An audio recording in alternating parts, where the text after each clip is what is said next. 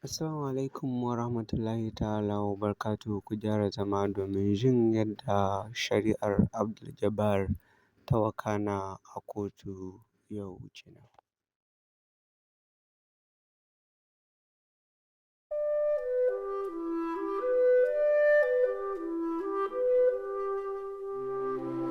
Ni Ibrahim Sarkiola, Aba Shari'a Court Judge,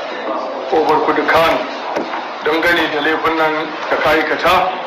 kai Abdul-Jabbar Nasir Kabara, na yi la'akari da sashi na 395 ji a cikin baka na